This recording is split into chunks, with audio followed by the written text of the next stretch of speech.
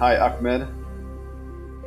welcome to this little video we're gonna do, and congratulations to your first experience here on the program.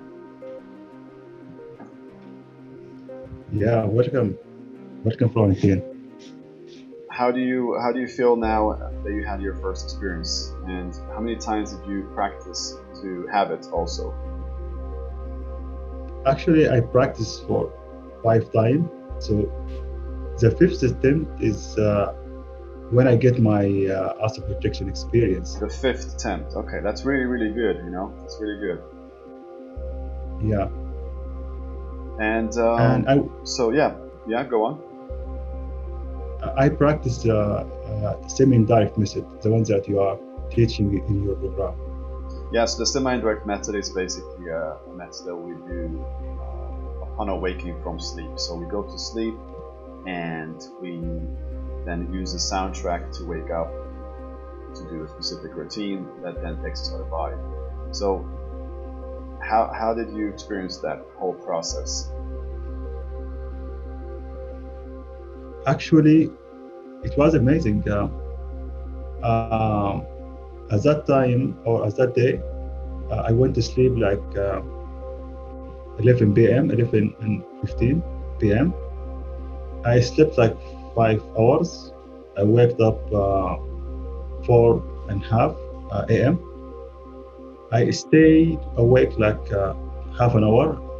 Um, I was reading some astral projection book in order to keep myself motivated, because this is one of the things that you recommended during your course, that we have to always reading astral projection material in order to keep ourselves motivated and involved with the practice. And then after that, I for 5 minutes I pray for the divine that please give me an astral projection experience today. And I went back to my bed. I practiced semi-indirect method. I put the audio recording, the one that you give to us, and after like hour and a half, I start to have my experience. I felt like I awaked in one of this cycle during the SID method or semi-indirect method, and I felt like my body is ready to separate. So I roll to my side and my body fall down to the ground.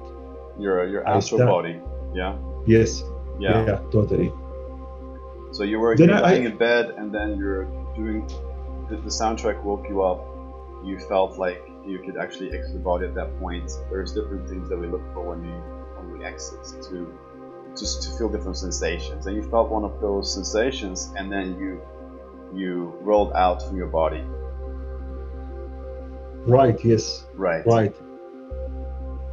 So I felt this sensation. I felt like now I can separate my body. So what I did, I just rolled to my side until I fell down to the ground, and I felt that I am fall with my astral, or felt with my astral body. Yeah, and my physical body. Maybe you want to inform people, how did it feel to fall from the bed with your astral body? Was there any pain involved? No. It was just like a smooth kind of feeling, or how? Because for people that don't know what this is, when you say falling, they think that you fall and you hurt yourself. Actually, the whole process and procedure was so smooth. Like there is no pain involved with it. It was so smooth, and it was easy actually. When I have this feeling that like my astral body almost like it is about to separate, or it's not like attached to the physical body. So it was so smooth, and the falling experiences was easy and pain-free. There is no pain with it. Yeah, it's just like a smooth feeling of movement, right? You're just floating down away from the bed. And then you're in your room. Correct. Correct. Right. What happened next? Then I stand up, and I realized that I'm in the room, and I was happy that finally I get this experience. And I never uh, uh, expecting that it will be so soon like this. I was thinking maybe after 1 month of trying or something like this, I will have my first one.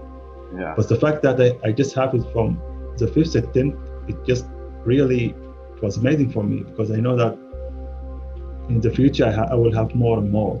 Yeah, exactly. So it felt amazing, and I start to do some commands and some procedure to make the experience more stable, and also it has been taught to us in the course. So I start to repeat some commands and start rubbing my body to make the experience more stable and stable. Mm. And after that, I was trying to looking for someone. He is my teacher. I was looking for to find him, but I wasn't successful in that, and I felt like my experience is about to collapse. And when I felt that, and I felt like my experience is ended, I just found myself wake up in another reality, in another place, or another environment, where it was in that reality my experience was more vivid than when I was in my room, my actual room. It was vivid and solid, and it was like I just like for the first 3 minutes or 5 minutes I felt like I'm actually awake in my physical reality, because it was so solid, and there was no way for me to tell that it's not anything than a physical reality. Right, so it was as real, it looked as real as physical reality. You were at that point, you felt a little bit confused. Wait, am I in physical reality? Because it's so real. Right. Totally, yeah. Yeah. And then I did the reality check. I found that I have like 6 fingers instead of 5. And so then you looked I at realized, your hands and did a reality check. And that's what we do to check what reality we're in, for example. And you saw that instead of 5 fingers, you had 6 fingers, and then you knew, okay, right. Yeah. I did that, and at that moment, I realized this is not the physical reality, and I was amazed how vivid. Like, wow, it's really vivid, and I stayed at this reality, or at this part of my experience, like almost like 10 minutes. I was exploring the area around and moving around, and I was really like shocked how it's real, like, and it take for me like I never expecting that it will take this long time. I was expecting that maybe 2-3 minutes and I will return back to my body, but I moved around freely like 10 minutes exploring the area. I was like in different home and even different city, and it felt like old place, and it was night at that time. I moved around. I get out of the home. I moved around in the streets, exploring the area, and almost I was exploring the area like for 10 minutes. I tried to fly, but I wasn't successful at that. I tried to do that. Yeah. And there is part of me felt like this reality, like what I can say, it's like so solid that it bound to the physical law or physical law reality. Like the same law applied to the physical reality apply here. Like I cannot do something that is not I can do in physical reality. There's some feeling like this. I don't know why. Yeah. But right. Yeah. Wow, and that was it. So your first experience was a 10 plus minutes, because you first had a short experience in your room, and then you found yourself in this other place another 10 minutes. So it was a very long experience as a first experience, because a lot of times when people have their first experiences, it's like a couple of seconds and they get out, and then they get really excited or scared, and then they get back to their bodies. But you remain calm throughout the whole experience, and therefore you also had a long experience. Yes, totally. And then I returned back to the home, and I was exploring the home, and I was trying to meet some my teacher in one of the meditation schools that I'm currently involved in.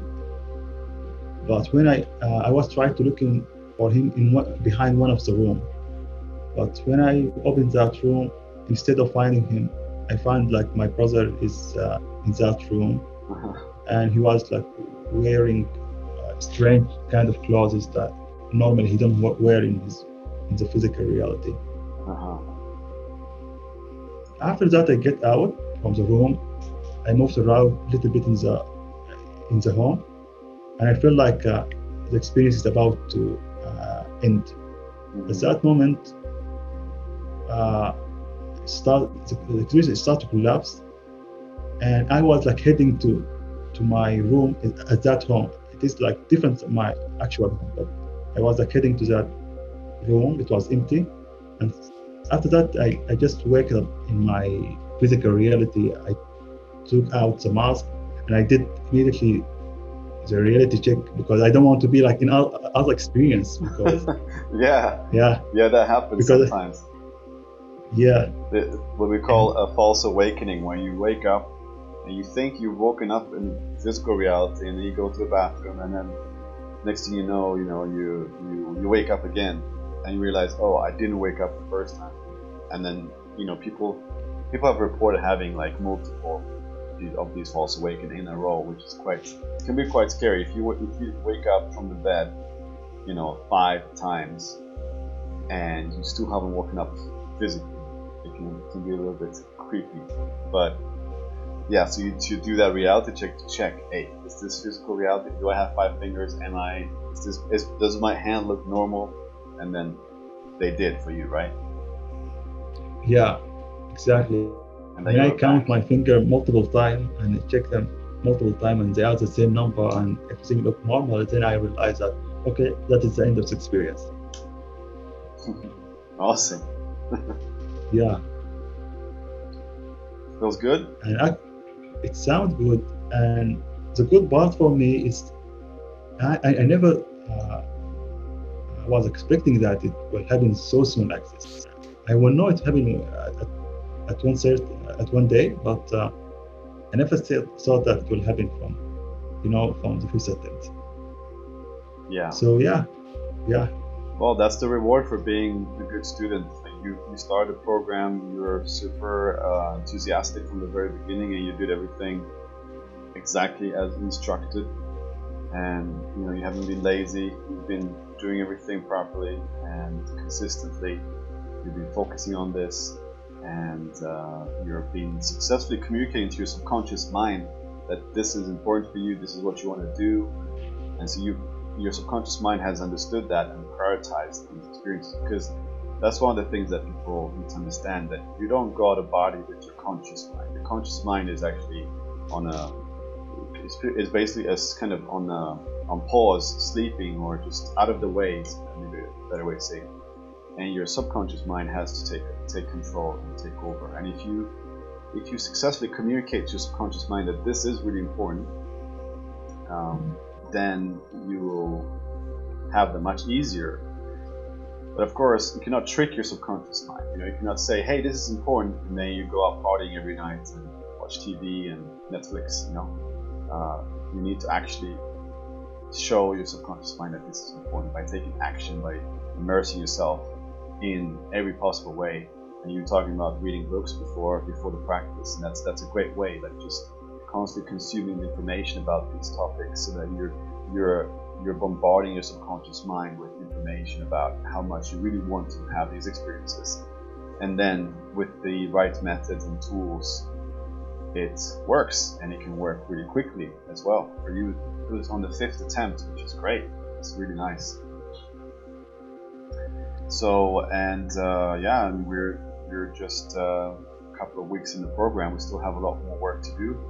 So there's going to be more experiences for sure. And I'm really looking forward to keep working with you and helping you get even further with your practice. Yeah, yeah, exactly. And yeah, this is also what I'm really think what will happen in the future. There will be more, of course, successful attempts.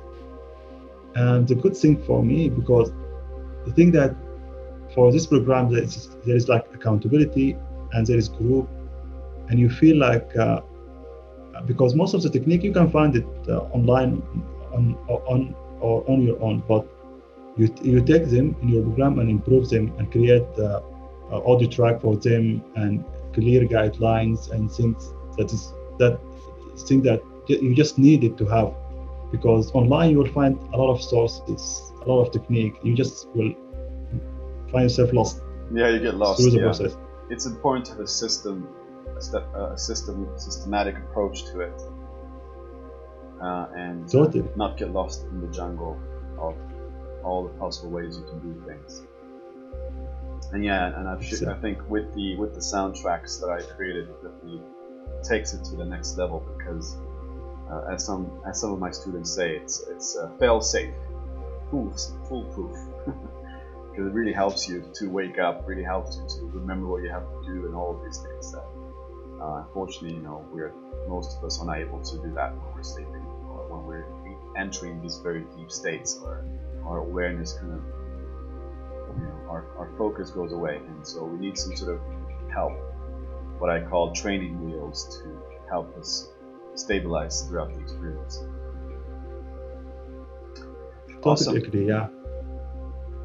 So, and the fact that there is someone who are looking after you and who are give you advice, it really make you more motivated to have this kind of experience. It make you to work on yourself more and more, because if you do it on yourself, you will find yourself eventually you will lose interest, because astral projection and dreams and lucid dreaming and all this experience is not something that we are experiencing in daily basis. It's easy to just lose interest and maybe lose hope, and maybe feel this all kind of experience are like, it's not like real, or it's just something like maybe just created by the mind. But if you have someone who are really have it and who are coaching you and who are looking after you, you feel like you are motivated to have it. You feel like this thing is real. This thing is, because it's easy if you do it on yourself, just to lose interest and to feel like there is no hope behind this experience, or to feel like you are not equipped to have similar experience, or it is just only for people who are like meditating all the time, or go to the caves, or because what happens is, you get quickly, you try a couple of times and it doesn't work. What you're doing doesn't work. You don't know why it doesn't work. You don't know if it's because you're doing it wrong, or you don't know if it's the method, or there's so many things that could go wrong, right? You don't know what it is, and then after a couple of attempts, you start to lose your motivation for doing it. The 20th attempt, the 30th attempt, you start losing your motivation, and you quickly then stop practicing, and it just becomes something you put on the side that you stop doing, and then you focus on physical life and everything else, and this is kind of something you just kind of left, kind of gave up. And that happens a lot to people, and it's natural, because you don't get any help to move forward when you get stuck and you don't know what you're doing wrong. It's natural that you just kind of give up and let it go. But what's interesting about that is that even if you do give up, even if you do put it on the side, it's always on your mind as something that you want to eventually do one day. Like you say, okay, I don't know what it is, I cannot do it right now, and then you put it on the side, and then you still watch things about astral projection, you still read posts, you still watch people's stories, and you read books, and you still have that burning desire that, okay, one day I want to do this, and I know that feeling, because I had that feeling myself. in the beginning when I wasn't succeeding and I was struggling, and I just, I kept pushing through it and everything. But I think without help, it's very difficult to get there. Alone is difficult. With someone that can help you and guide you when you get stuck, it just makes everything so much easier.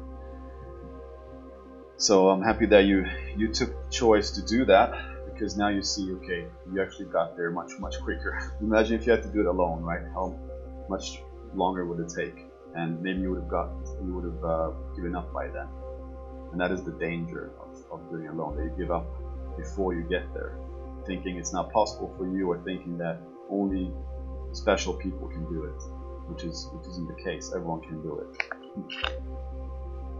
Exactly. There is many traps that you can fall to. Many traps that you can fall to if you do it by yourself.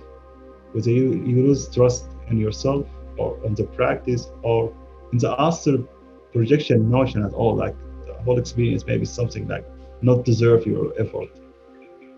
But if you have someone, you start to be more engaged, and you will be more motivated. You made a very good point, which I didn't mention as well. Yeah, that's a really good point, that if you never had an experience like this and you just read some books and then you start practicing it, there is a big part of you that has this. I know this happened to me when I started. It was like a big part of me was thinking, does this really work? Is this really true? And there's a doubt, like maybe people are just imagining things, because people can imagine all kinds of crazy stuff, and maybe they're just imagining this stuff. Maybe it's not really possible. So you have this limiting belief, and if you try to do it alone, it's very easy that limiting belief will quickly take over and say, yeah man, I told you this is not possible, so just stop wasting your time and do something real. Do something else more important, like go out there and do something physical. But if you're for example, if you attend a workshop like I did, where there are other people that are doing it also, or if you're in a group like we are now on Facebook, we're a group of people doing it together, and you start seeing other people's results, and you start hearing other people's stories, like you have a real person that you're talking to, that you're hearing from. That's going to help you with your mindset. That's going to make you feel like, okay, so this is really possible.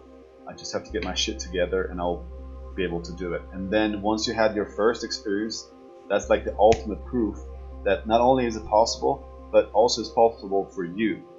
And then that just opens up your perception to what is actually where you can go with this, and it motivates you so much more to keep going. And I think that is the ultimate motivator, when you have your first experiences and you just have that conviction that, whoa, this was much more than just a dream, a blurry dream with no whatever meaning. This was like so real, and this was just so meaningful. Wow, I'm gonna keep going. It's the ultimate motivator, right? Exactly. Yeah, I totally agree with you. And that's what I get from this from you and from this program.